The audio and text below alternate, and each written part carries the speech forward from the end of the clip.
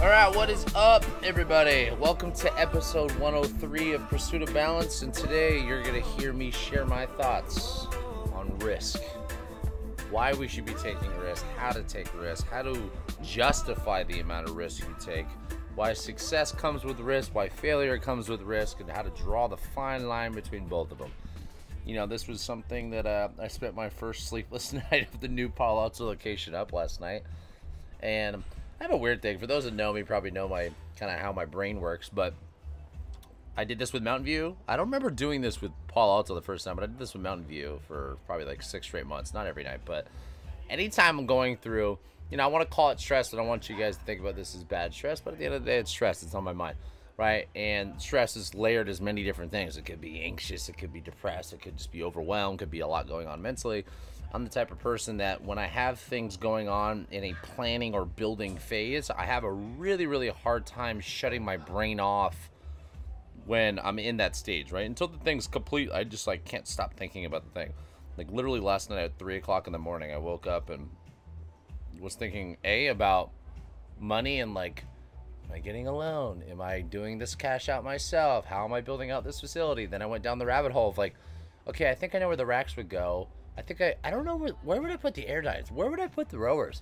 And it's like the fucking stupidest shit that I think about. Well, I don't okay, maybe it's not the stupidest shit, but I think it's the stupidest thing to be thinking about at 3 a.m. I should be sleeping. I should be soundly asleep and be able to think about that and plan the next day.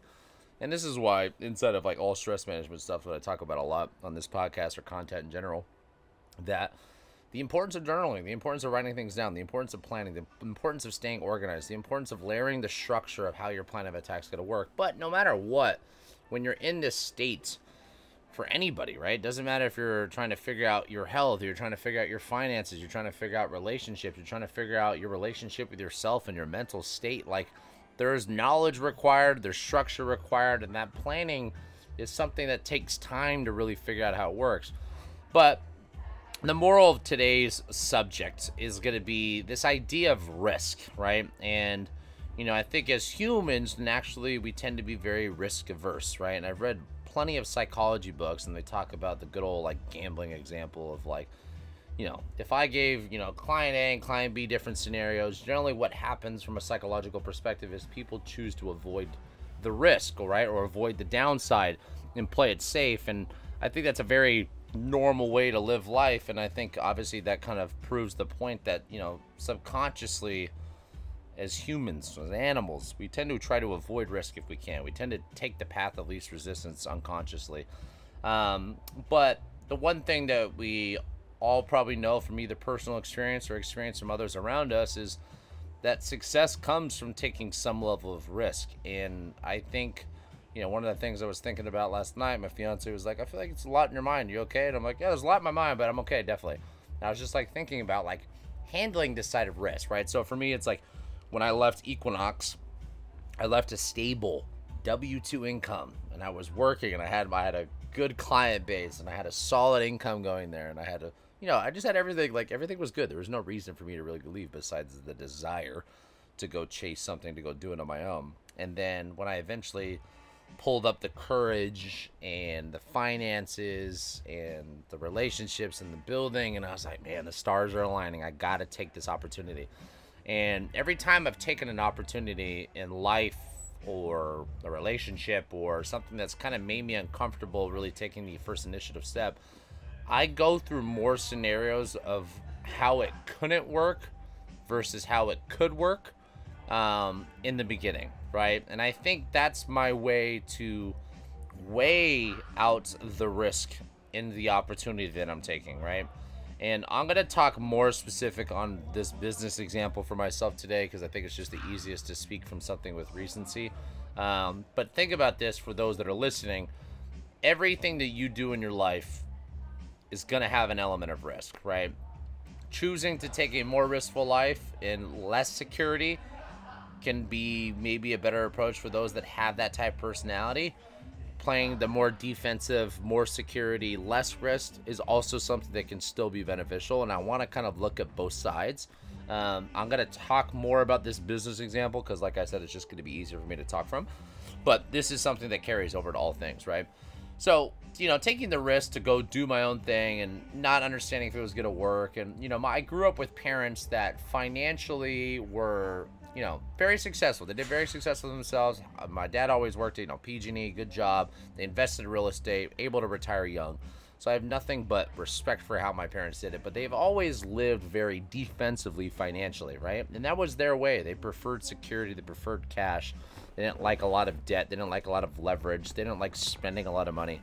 And I think naturally as a kid, when we grow up, we tend to want to be a little rebellious or do things differently than our parents. But, you grow up and you learn what's right for you and what's wrong for you and what's your style and your personality. For me, I've never been someone that likes gambling. I don't like casinos. I don't like blackjack. I don't like, slot. It's just not my style. I don't like just throwing my money and just like praying that something is going to be returned. So my definition of risk is actually still a very secure version of it. But that's just kind of like defensive, offensive kind of style of living, right? So when you think about making money, or I use money and calories as kind of this conversation. Like when you think about someone that wants a lot of flexibility with their eating, right? The best way to have a very flexible diet is to have a really, really active lifestyle, right? So it's like if I burn a lot of calories because I'm always on my feet, I'm training a lot, I'm doing whatever, so my energy expenditure is through the roof, you can almost get away with almost eating anything and still be very, lean and still have decent body composition. And I think, like, look at professional athletes. There's these guys that we're fantasizing that are eating 1 meal a day, cup of coffee, couple bags of candies, and then they look like freaks. They're freaks. Obviously, there's the genetic aspect to it as well, but really the big thing is, like, they just do a lot. So I've always kind of looked at my, like, relationship with money as kind of something that's similar to my relationship with, like, dieting or training, or just kind of like, what are the parallels between those two things? So for me, it's like, if I wanted to have more flexibility, if I wanted that, to burn or eat whatever the hell I wanted, if I really trained hard and I really kind of was just very active throughout the day, I could probably get away with that. Now, if I didn't really want that flexibility, then it's less of a desire maybe, or a need in my head to actually need to go do those things. Now, it's the same thing with money. I think a lot of times money is something that majority of people have stress around, and this is why, I'm not really a financial guru by any means, but like I think it's an important part of any holistic health coach to be talking about. Is your relationship to your finances is just as important as your relationship to your physical body, your mental body, your emotional self, your spiritual self. And I think your thought process and mindset carries over. So I've always said this is like, okay, well, if I wanted to have more flexibility on one, being able to spend whatever, or be able to go out to whatever restaurant with my wife and kids, or go on vacations as much as I wanted, or whatever I wanted or you wanted for your life. If I made a lot of money, I would have more flexibility, right? But taking on more things or more risk or more things to make up the difference on the amount of money I would need to live that style comes with risk, right? So I was going down this rabbit hole, and I'm just kind of thinking about this all last night, and I think about this a lot in life. But like, when I went from work to first location, a lot of risk, a lot of stress, a lot of questioning, doesn't work. Then I went from one location to 2 locations, same thing. I was like, fuck, this is, financially stressful. This is the risk itself. I don't know if I can do this twice. I've already done it once, but maybe I should just play it safe. I should stick with one location. And then now us relocating the Palo Alto location and upgrading the space by 3 times and tripling my rent, going from $6,000 in rent to $18,000 in rent. Like last night, I was like, fuck, that kind of feels a little overwhelming, and as a couple people commented on the story yesterday, scare money, don't make money. And it's so true, but it's easy to say, it's not easy to do. And I think this idea of like, okay, well, how do you assess risk in your life, right? Like how much risk is worth taking, and how do you go about really evaluating what type of risk is worth taking too? So for me, this is kind of how I go down this conversation.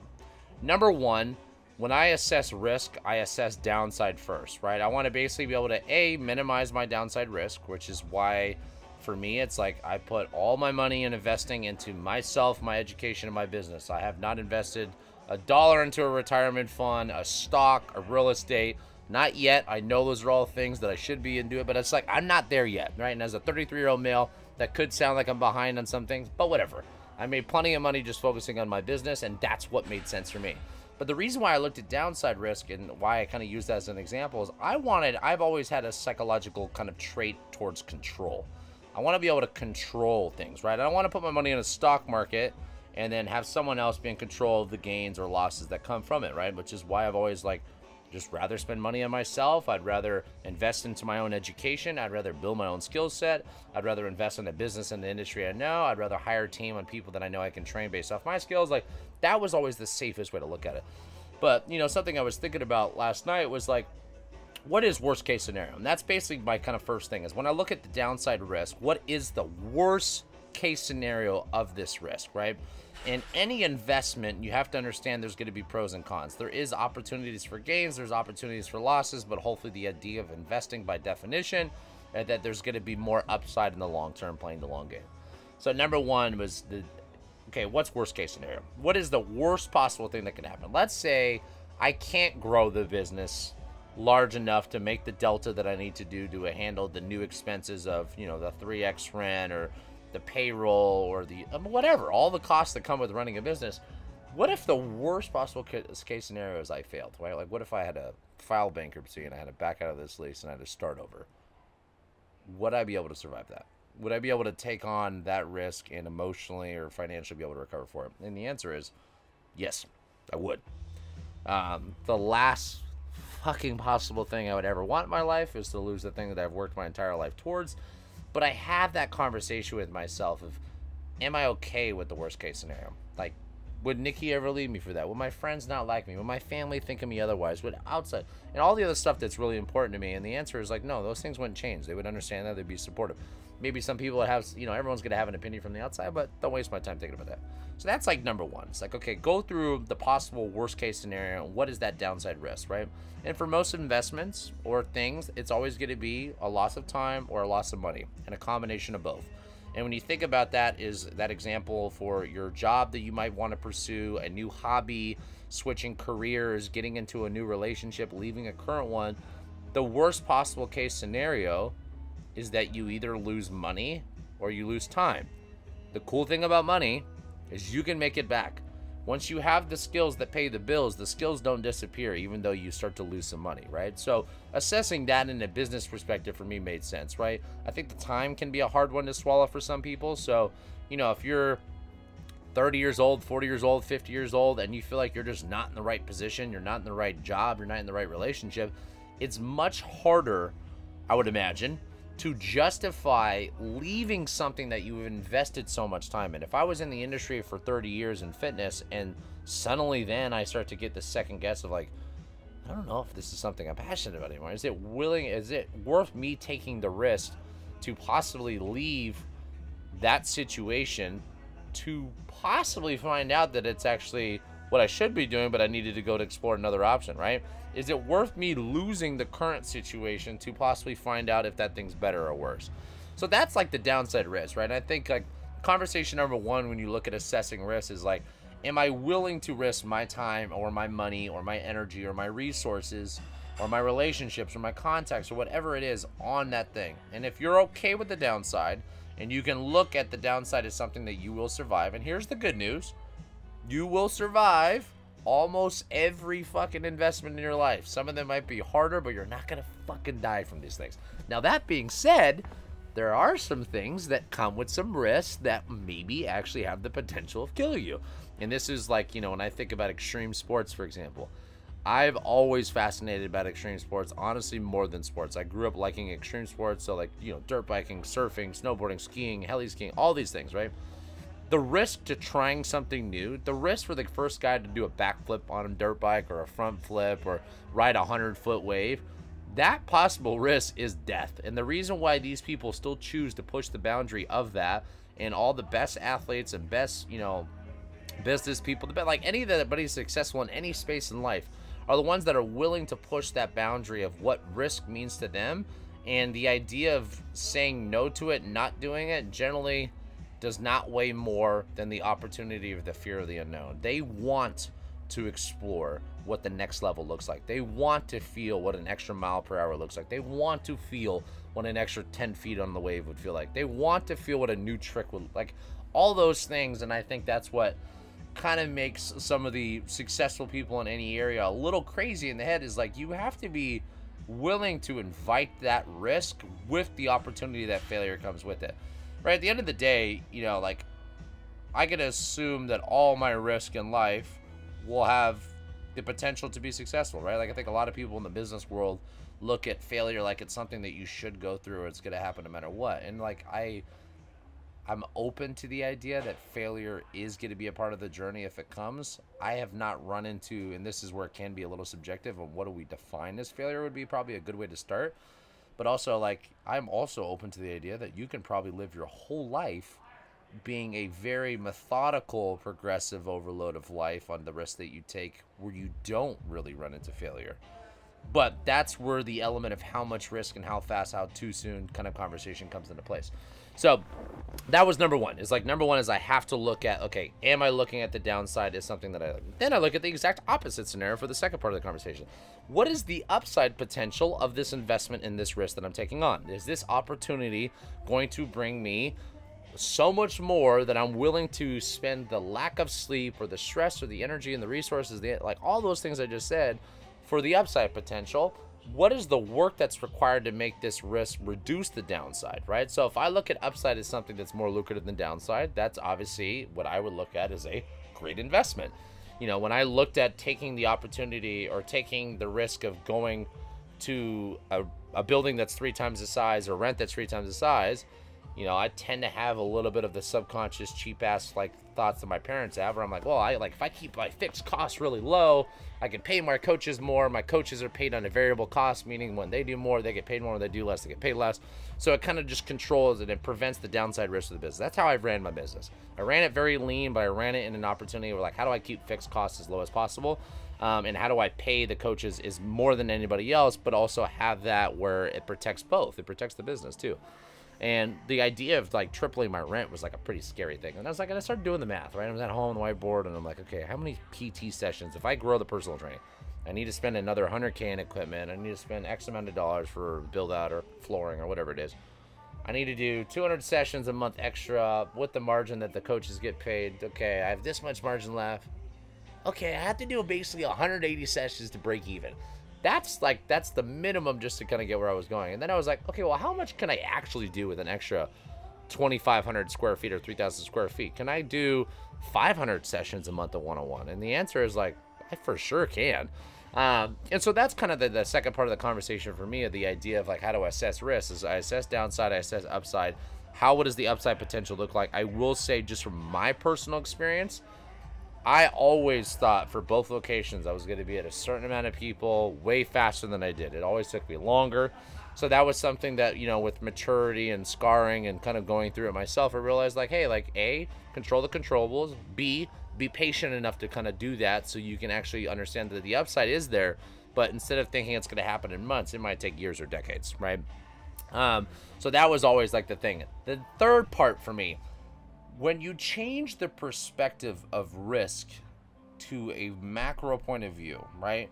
When you think about playing something for the game forever, this like idea of the infinite game, like Simon Sinek talks in a book, the idea of an infinite game is basically this idea that like you are not going to stop doing it, right? So for me, it's like I was always very passionate about trying to find something that I enjoy doing for the rest of my life. And as I've gotten older, I've gotten away from, like, you know, especially when I like started reading stuff about the blue zones. That was like one thing that was like a really like aha moment for me. Is like, wait, the people that are the happiest, that actually live the longest, are the ones that actually work their whole lives. And I'm not saying a corporate job that they hate. I'm saying like they just stay busy working. It doesn't matter if it's gardening or building a house or doing something that's a hobby, but they do some element of work. They have some element of purpose every day. They have some element of being around their community and giving back to the community. It was kind of this light bulb of like, okay, wait, I love what I do. I can do this every day of my life. I do something that's great for the community. I help the people become healthier. I help coaches, you know, make money and, you know, follow their passion as well. So why the fuck would I ever try to think of? And when I switched that perspective towards the macro of the infinite game, I was like, oh, that risk seems less riskier. Because when I was playing in this day-to-day kind of very like, oh, I need to make as much money now, I need to be able to do these things, I need to be able to show people that I can be successful, I was thinking so small for outside perspective that it made it become more stressful versus like being like, okay, well, if it takes me 5 years to get there, or if it takes me 3 years to break even, or if it takes me all those things, it's hard to do when you first start, right? Then it's like, okay, as years have gone by, I've kind of been opened my mind towards this idea that it's going to take you longer than you think it is, and that's okay. But if you play it forever and you don't have a plan on quitting, you don't have a plan on selling, you don't have an exit plan, then the plan is going to work no matter what. The only way failure exists is when you fucking quit. And that was one thing that was another comfort level. Like, I would never let it fail because I would never quit doing it. If we were not able to market hard enough, I would learn to do that. If we're not able to sell enough, we're not able to accomplish, like, whatever it is, I know that I would be able to put my sweat equity into the business and whatever money I had left to make it work, that failure becomes less of an option. So that's another thing too that was part of this downside risk, is like, okay, change the perspective on how you look at it. So I don't want to go too deep down my thought process on this versus what I've already talked about, but I think this idea of assessing risk is important because some of us are more risk tolerant than others, but I think this idea of being tolerant to risk is a really, really high leverage item to be able to do, and this is why not a lot of people can take on a lot of risk. But also, risk is one of those things that can really fuck you over really, really fast. We see this a lot in the financial world where people take on a lot of leverage and debt, and they raise money or take on other people's money or banks' money to then go finance an operation. And I'm all about that. I love using other people's money to make money grow. But that comes with more risk, right? So you got to be able to assess all these things in your life, right? Of like your expenses financially, the idea of buying a home at a certain age, the idea of investing into a business even though you're starting a family, like all these are risk in life, right? The idea of jumping to a different job, the idea of switching a relationship because you're maybe not so happy, like whatever that is, they all come with risk, but they're taking the time to really sit down and assess the downside potential, the upside potential, minimizing downside risk, maximizing upside, playing the game forever, doing what's best for you. And the more that you can kind of write these things down and map these things down, the more clarity you can create. And when you create clarity and you start to do it and you start to stack little wins, you start to build confidence. Your risk tolerance gets a little bit higher.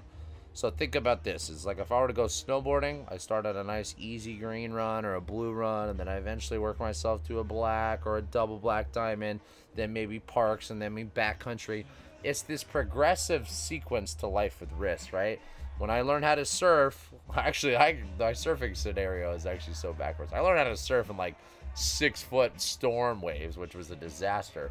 The second time I went out, I did it on like 2 to 3 foot, slow little liner waves. You just build confidence, right? I think this idea of risk tolerance is just like the idea that you're not going to walk into the gym and be able to deadlift 500 pounds. You got to go there and you got to learn the ropes, and you got to deadlift 100 pounds, and you got to deadlift 200 pounds. You got to just progressively get yourself up there. But the more that you can build the tolerance and the calluses around risks, and learn to really have a lot of clarity on what you as the individual need and what you as the individual can handle, the more that you can kind of do a lot of big things in life, right? But the last piece I'll leave you guys with, which is the last piece that I kind of went to bed thinking about, was I want to make sure that the risk I take in my business career or life in general does not come at the sacrifice of my mental health, because every time that I tend to take on something with a little bit more risk, I tend to become a little bit more stressed out. My mental, emotional state kind of changes a little bit. And even though I know it's a season or I know it's a temporary placeholder until that project is done or proves it, the longer the game is, or the bigger the thing is, the more the risk there is, the more sacrifice is going to come from somewhere else. So I think finding the balance of your style and your idea of risk, like some people like gambling because they like that risk and that's fun for them. I'm not that person, so I don't want to play that game. I'd rather play a slower, little safer game. And even though risk for me is different for every single individual, that's something that I think you need to make sure that you evaluate in your life, is like, what risk are you willing to take on? Not financially, but, you know, spiritually, emotionally, like all the aspects of health. And when you find something that's in alignment and you can trust that process, you can play the long game, the fine line between success and failure becomes a little bit bigger over time, because you fucking build reps, you build calluses, you build tolerance, you learn, you like educate yourself along the way, and it makes it easier and easier to take on those risks as life goes on. All right, guys. Well, I hope you enjoyed my rant about risk, and I hope this has something to do with you guys and you get something out of it. Other than that, have a great week and a great day, whatever day you listen to this, and I'll see you next week.